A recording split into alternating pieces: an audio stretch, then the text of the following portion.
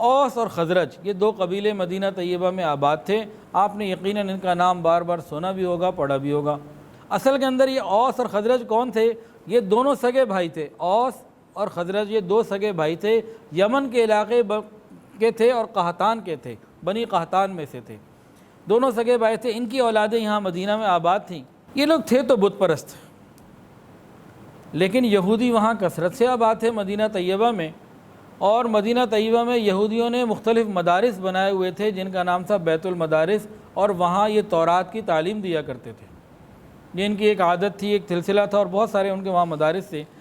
تو بخاری شریف میں بھی اس کا تذکرہ موجود ہے. اور انصار جو تھے یہ جاہل لوگ تھے, وہ صاحب کتاب اور صاحب علم تھے. تو ان کا جو ہے نا علمی اثر یہ لیے ہوئے تھے اور ان کو بڑا سمجھتے تھے اور جانتے تھے. اور دوسرا, یہودی ان کو کہتے رہتے تھے کہ آخری نبی آنے والے ہیں, اور جب وہ آئیں گے ہم ان پر فوراً ایمان لے آئیں گے, اور اس کے بعد تمہیں قوم عاد کی طرح مٹا کے رکھ دیں گے, قوم ارم کی طرح مٹا کے رکھ دیں گے, تمہارا نام و نشان بھی کوئی نہیں ہوگا. وہ ان کو یہ کہتے رہتے تھے. تو اوس اور خزرج کے پاس دین تو نہیں تھا, لیکن یہودیوں کے ساتھ تعلقات کی وجہ سے ایک آنے والے نبی کا انتظار تھا کہ وہ آئے گا اور یہودیوں نے ان پر ایمان لے کر آنا ہے. تو یہ ان کی ایک پس منظر تھا, ایک چیز موجود تھی. مدینہ طیبہ سے نا 3 الگ الگ سالوں میں 11, 12 اور 13 یہ نبوی سال کہلاتے ہیں. ہجرت کے بعد کے سال ہیں ہجری سال.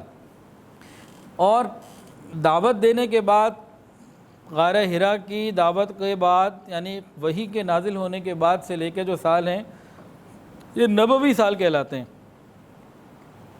تو 10 سال تو گزر چکے تھے نبوی, اور مکہ کے ٹوٹل سال تھے 13.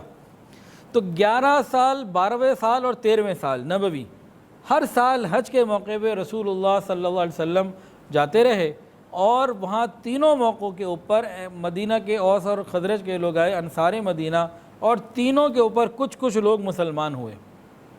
نبی علیہ السلام نے ان کو قرآن پڑھ کے سنایا. حج کا موقع تھا, نبی علیہ السلام ان کے پاس گئے, قرآن پڑھ کے سنایا, اور فوری طور پر وہ قبول کر لیا. کہنے لگے کہ یہ تو واللہ وہی نبی ہے جن کا یہود ہم سے تذکرہ کرتے ہیں, فوراً قبول کر لو, ایسا نہ ہو کہ یہودی آگے آ جائیں. اور پھر نبی علیہ السلام کو کہنے لگے کہ ہم آپ پر ایمان لے آئے. یہودیوں سے اکثر ہمارا جھگڑا ہوتا رہتا ہے, ہم جا کر یہودیوں کو بھی ایمان کی دعوت دیں گے, اور اپنے قبیلے والوں کو بھی دیں گے, اور اپنے دشمن خزرج قبیلے والوں کو بھی دیں گے. اگر یہ سارے کے سارے آپ پر ایمان لے آئے تو آپ کا کلمہ تو بہت بلند ہو جائے گا, اور پھر آپ سے زیادہ کوئی عزیز نہ ہوگا. تو ہمیں اجازت ہے ہم دیں؟ نبی علیہ السلام نے فرمایا کہ ہاں ٹھیک ہے. تو یہ 6 حضرات تھے, ان کے نام بھی لکھے ہوئے: اسد ابن زرارہ, عوف ابن حارث, رافع ابن مالک ابن عجلان, قطبہ ابن عامر, عقبہ ابن عامر, جابر ابن عبداللہ ابن رحاب رضی اللہ عنہما. ان 6 لوگوں نے اسلام قبول کیا. اس کے بعد جو اگلا سال آیا نا, جب دوسرا سال آیا جو نبوت کا 12واں سال تھا, اس بیت کو بیت عقبہ اولیٰ کہا جاتا ہے عام طور سے. اور پہلی بار, اصل میں ٹوٹل یہ 3 ہیں, 11, 12 اور 13, لیکن جو بیت عقبہ اولیٰ اور ثانی کہلاتی ہیں وہ ہیں 12ویں اور 13ویں سال والی. جب دوسرا سال آیا جو نبوت کا 12واں سال تھا, تو مدینہ طیبہ سے 12 لوگ آئے نبی علیہ السلام سے ملنے کے لیے, جن میں 5 تو وہ تھے جو پچھلے سال بھی آئے تھے, 7 اور نئے آئے تھے. سب کے نام کتابوں میں لکھیں تو انصار مدینہ کی پہلی بیت باقاعدہ یہ کہلاتی ہے, اور بیت عقبہ اولیٰ کہتے ہیں اس کو. اور اس وقت انہوں نے نبی علیہ السلام سے درخواست بھی کی, یا رسول اللہ ہمیں اب تعلیم کے لیے کوئی ساتھی بھی دے دیجئے جو ہمیں قرآن کی اور دین کی تعلیم بھی دے. تو کوئی بتا سکتا ہے؟ 100 روپے انعام. جو کوئی نام بتائیں کہ نبی علیہ السلام نے کن کو بھیجا تھا؟ ماشاء اللہ جی, جزاک اللہ. معصب ابن عمیر رضی اللہ تعالیٰ عنہ کو نبی علیہ السلام نے بھیجا تھا.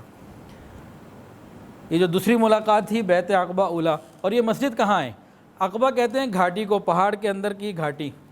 تو مینا کی طرف جب جاتے ہیں نا مکہ سے, تو جمرہ عقبہ جہاں یہ شیطان ہے, تو وہاں اس زمانے میں تو پہاڑ تھے, گھاٹیاں تھیں, اب تو کھول کے انہوں نے سیدھے بڑے بڑے روڈ بنا دیے ہیں.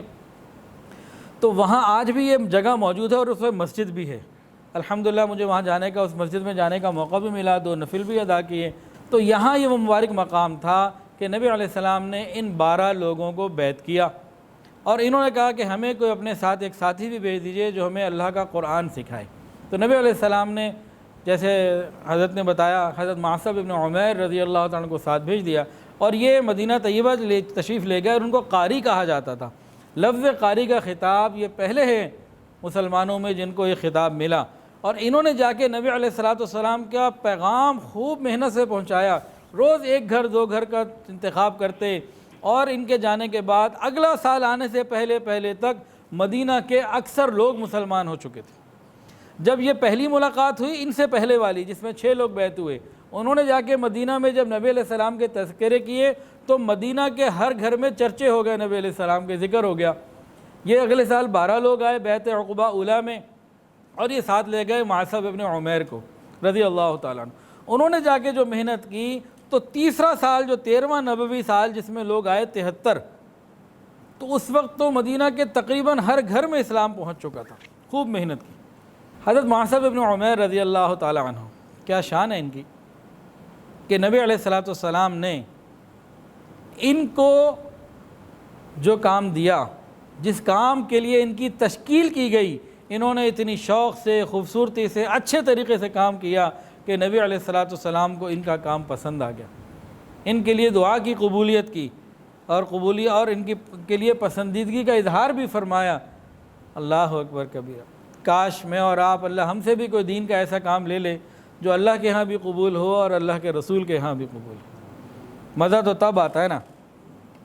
اچھا، معصب ابن عمیر رضی اللہ تعالیٰ عنہ، اب یہ جب مدینہ پہنچیں تو مسلمانوں کو نماز پڑھاتے، یہ امام تھے۔ تو ایک دن یہ معصب ابن عمیر لوگوں کو دعوت اسلام دے رہے تھے، کافی لوگ جمع تھے، تو پیچھے سے جو ہے نا 2 سردار تھے انصار کے، ایک تھے اسید ابن حضیر اور ایک تھے سعد ابن معاذ۔ انہیں پتہ چلا کہ مدینہ میں کوئی نیا شخص آیا اور یہ سب کچھ ہو رہا ہے، یہ سردار سے انہوں نے آپس میں رشتہ داری بھی تھی، کہا کہ بھئی ہم نا اس معاملے کی سرکوبی کرنی چاہیے، یہ کیا ہو رہا ہے۔ اسید ابن حضیر نے ان کو کہا آپ فکر نہ کریں، میں جاتا ہوں، جہاندیدہ آدمی ہوں، جا کے دیکھتا ہوں کیا مسئلہ ہے۔ کہا ٹھیک ہے جاؤ، نہیں تو پھر مجھے بھی بلاؤ، میں بھی آتا ہوں۔ اب اسید ابن حضیر آتے ہیں پیچھے ان کو چھوڑ کے کہ ٹھیک ہے میں دیکھتا ہوں۔ اب یہ معصب ابن عمیر کے پاس آئے، دیکھا لوگ بیٹھے ہوئے ہیں اور یہ تو ان کو اللہ کے رسول کی باتیں سنا رہے ہیں۔ ان کو غصہ آ گیا، انہوں نے کہا تم کیا فتنہ پھیلا رہے ہو، کیا کر رہے ہو یہاں پہ؟ ہاتھ میں تلوار تھی اور بڑے غصے سے بات کی۔ حضرت معصب ابن عمیر رضی اللہ عنہ نے ان سے کہا کہ دیکھیں آپ ذرا تھوڑی دیر تشریف رکھیں، بیٹھیں، میری بات کو سن لیں، اگر میری بات صحیح ہے، انصاف کی، مناسب لگے تو قبول کر لیں، اور نہ لگے تو پھر جو چاہے کریں۔ تو انہوں نے کہا بات تو تم نے انصاف کی ہے، بیٹھ گئے۔ ہاں بھئی کیا کہتے ہو، سناؤ۔ حضرت معصب بن عمیر رضی اللہ عنہ نے اللہ کا قرآن سنایا۔ اللہ اکبر، قرآن جو سننا تھا دل نرم ہو گئے، فوراً دل نرم ہوا اور کہنے لگے اچھا مجھے یہ بتاؤ کہ اس دین میں آنے کا طریقہ کیا ہے؟ غسل کرو، پاک ہو جاؤ، اس کے بعد پھر کلمہ پڑھاتے ہیں۔ وہ جناب بہرحال کلمہ پڑھا، قبول کیا اسلام اور واپس چلے گئے۔ آئے تھے شکار کرنے، ہو گئے خود شکار۔ اب یہ جب واپس سعد ابن معاذ کے پاس گئے تو وہ انتظار میں تھے۔ جب یہ آ رہے تھے تو سعد ابن معاذ نے کہا جو اسید گیا تھا وہ آ نہیں رہا، یہ بدلا ہوا ہے، چہرہ بدلا ہوا ہے، رنگ بدلا ہوا ہے، یہ کیا ہے؟ یہ ایمان کا رنگ ہے۔ جب گئے تھے تو ایمان نہیں تھا، اب آئے تو ایمان ہے۔ اتنی تبدیلی تو کافروں نے بھی محسوس کی۔ ہمارا ایمان آج کیا ہے؟ ایک صاحب کہنے لگے حضرت دعا کریں دنیا میں اتنی کفر ہے یہ ختم ہو جائے۔ وہ کسی ملک سے ان کا میسیج آیا کہ یہاں اتنی پریشانیاں ہیں، دعا کریں لوگ مسلمان ہو جائیں، اور ہم ان کو اسلام میں لانے کے لیے کیا کریں؟ یہ ایک شخص نے سوال کچھ دن پہلے کسی ملک سے پوچھا کہ بھئی اس ملک میں اتنا کفر ہے تو ہم یہاں رہتے ہیں، تو ان کو مسلمان کرنے کے لیے کیا کریں؟ میں نے کہا ایک ہی کام کر لو، خود سچے مسلمان ہو جاؤ۔ آج کا مسلمان خود سچا مسلمان ہو جائے تو دنیا تو آ جائے گی اسلام کے اوپر۔ ہم خود صحیح مسلمان نہیں ہونا چاہتے۔ اب سعد ابن معاذ نے فرمایا کہ بھئی دیکھو جو گیا تھا نا یہ وہ نہیں ہے، یہ تو بدل گیا۔ اب اسید ابن حضیر یہ بھی سردار تھے، سعد ابن معاذ بھی۔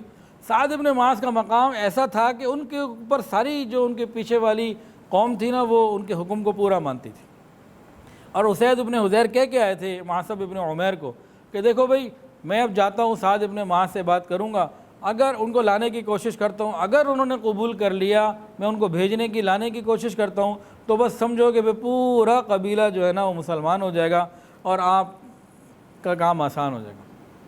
اب سعد ابن معاذ نے جب دیکھا، پھر پوچھا کیا بات ہے؟ تو اسید ابن حضیر نے کہا کہ بھی جو بات انہوں نے میرے اوپر پیش کی مجھے تو اچھی لگی، میں نے تو کر لی قبول، اور غصہ آ گیا تو میں اس لیے بھیجا تھا کہ بھائی آپ بھی ذرا جا کے مل لیں، دیکھ لیں۔ اب وہ تو اور زیادہ غصے میں آئے، اور ایک جگہ میں نے یہ بھی پڑھا تھا، آج تو نہیں مجھے کہیں ملا، کہ انہوں نے تو جب وہ آئے حضرت معاص بن عمیر سے ملنے تو نیزہ یا تلوار کو زمین پہ ہی گاڑ دی، اتنا غصہ تھا۔ بہرحال معاص بن عمیر کے پاس وہ بھی آ گئے، اور اسی طرح غصے سے کہ کیا کر رہے ہو، کیا فتنے پھیلا رہے ہو؟ تو حضرت معاص بن عمیر رضی اللہ تعالیٰ عنہ نے اسی طرح بڑی محبت سے، خیر خواہی سے ان کو فرمایا کہ سعد ابن معاذ میری بات سن تو لو، تھوڑی دیر بیٹھ جائے، میری بات ٹھنڈے دل اور دماغ سے سن لو، آپ کو بات اچھی لگے، سمجھ میں آ جائے تو قبول کر لینا، نہیں تو پھر اختیار ہے جو چاہے کرنا۔ جبھی بات تو آپ نے معقول کہی ہے، ٹھیک ہے پھر آپ بتائیں۔ اب جب حضرت معاص ابن عمیر رضی اللہ عنہ نے قرآن پڑھا تو ان کا دل بھی نرم ہو گیا، اسی وقت رنگ بدل گیا اور پوچھنے لگے بھئی کیسے مسلمان ہوتے ہیں، یہ بتاؤ جلدی سے مجھے۔ انہوں نے کہا بھئی نہاؤ دو، وضو کرو، غسل کرو، پھر کلمہ پڑھو۔ تو اب سارا کچھ انہوں نے کر لیا، مسلمان ہو گئے، سب کچھ ہو گیا۔ اسی وقت انہوں نے غسل کیا اور اس کے بعد 2 رکعت بھی پڑھی، اور وہاں سے سعد ابن معاذ ایمان کی حرارت اور ایمان کی حلاوت لے کے اٹھے، سیدھا اپنے قوم کے پاس گئے، کہنے لگے میرے بارے میں کیا کہتے ہو؟ کہا آپ بہترین سردار، آپ کی رائے بہترین، آپ کے اخلاق بہترین، اور آپ تو ہر لحاظ سے سب سے افضل ہے۔ انہوں نے کہا اللہ کی قسم میں تم سے اس وقت تک بات چیت نہیں کروں گا جب تک تم سارے کے سارے اللہ اور اس کے رسول پر ایمان نہ لے آؤ۔ یہ جا کے انہوں نے اعلان کر دیا، ابھی شام نہیں ہوئی تھی کہ سارا قبیلہ مسلمان ہو گیا۔ صرف ایک شخص تھا اس پورے قبیلے کے اندر، ان کا نام تھا عمر ابن ثابت، وہ اسلام لانے سے اس وقت رہ گئے، اور بعد میں جنگ احد، غزوہ احد کے موقع پہ اسلام قبول کیا، اور ابھی نماز کوئی نہیں پڑھی تھی، لڑائی میں شریک ہوئے اور شہید ہو گئے اور سیدھا جنت میں۔ نبی علیہ السلام نے فرمایا تھا ان کے بارے میں کہ ایسا شخص ہے جس نے اسلام میں داخل ہوا کہ نماز کوئی نہ پڑھی اور سیدھا جنت میں۔ ویسے تو آج سارے مسلمان چاہتے ہیں کہ جنت میں پہنچے، نمازیں نہ پڑھنی پڑے، تو وہ ان کے لیے فضیلت ہی ہمیں نمازیں پڑھنی ہیں۔ ویڈیو کے نیچے سبسکرائب کے بٹن پہ کلک کریں، بیل کے آئیکن پہ کلک کیجئے تاکہ ہر نئی ویڈیو کی نوٹیفیکیشن آپ کو مل جائے۔